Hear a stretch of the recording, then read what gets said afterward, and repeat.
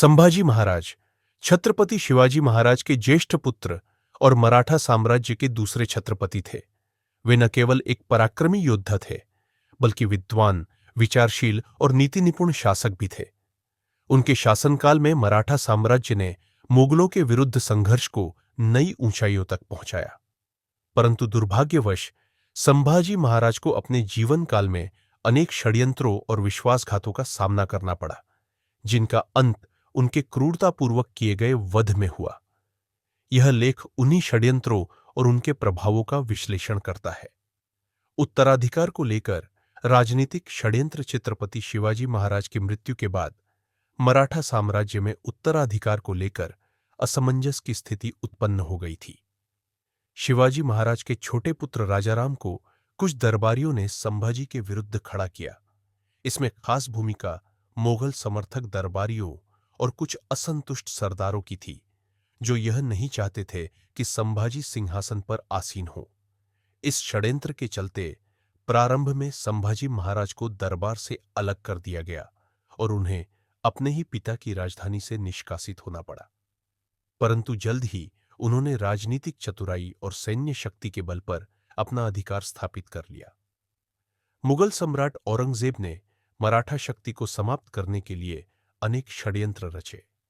वह जानता था कि संभाजी महाराज ही वह शक्ति है जो दक्षिण में मुगलों के प्रसार में सबसे बड़ी बाधा है। इसलिए उसने मराठा सरदारों में फूट डालने, कूटनीति के माध्यम से दल बदल करवाने और आंतरिक विद्रोह भड़काने की रणनीति अपनाई। औरंगजेब ने अपने गुप्तचरों के माध्यम से मराठा प्रशासन में दरार डालने का प्रयास किया। कई बार मराठा सरदारों को रिश्वत देकर और राजनैतिक प्रलोभन देकर उन्हें संभाजी के विरुद्ध करने की कोशिश की गई।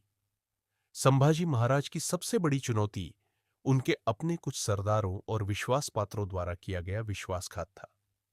गुप्तचर जानकारी के अनुसार 1689 में जब संभाजी महाराज रायगढ़ से निकलकर संगमेश्वर में ठहरे हुए थे, तब उनके कुछ साथियों ने ही उनकी उपस्थिति की सूचना मुगल सेना को दे दी।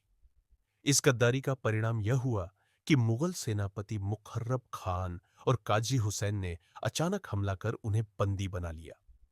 यह विश्वासघात न केवल व्यक्तिगत था, बल्कि मराठा स्वतंत्रता संग्राम के लिए एक गहरी चोट साबित हुआ। संभाजी महाराज हिंदू धर्म, संस्कृति और मर्यादा के रक्षक माने जाते थे। उन्होंने मुगलों की धर्मांतरण नीति और जबरदस्ती इस्लाम थोपने की नीतियों का खुलकर विरोध किया। औरंगजेब ने उन्हें बंदी बनाने के बाद उनके सामने इस्लाम धर्म अपनाने का प्रस्ताव रखा, जिसे संभाजी महाराज ने दृढ़ता से अस्वीकार कर दिया। यह उनके आत्मबल और आस्था की पराकाष्ठा थी। परिणाम स्वरूप उन्हें क्रूरतम यातनाओं से गुजारते हुए मौत के घाट उतारा गया।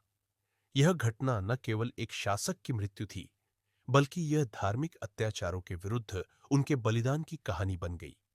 संभाजी महाराज के जीवन में जो षड्यंत्र रचे गए, वे केवल राजनीतिक नहीं थे, बल्कि उनमें धार्मिक, सांस्कृतिक और व्यक्तिगत पक्ष भी जुड़ा था। अपने ही लोगों द्वारा किए गए विश्वासघात, मुगलों की चालें और इतिहास की तोड़मरोड़ कर की गई व्याख्याएं, इन सब का सामना करते हुए उन्होंने मराठा गौरव की रक्षा की। उनका बलिदान आज भी प्रेरणा देता है कि किस प्रकार एक सच्चा राष्ट्रनायक अंत तक अपने धर्म, संस्कृति और मातृभूमि के लिए लड़ता है। संभाजी महाराज इतिहास के ऐसे नायक हैं जिनकी गाथा षड्यंत्रों से संघर्ष करते हुए भी अमर हो गई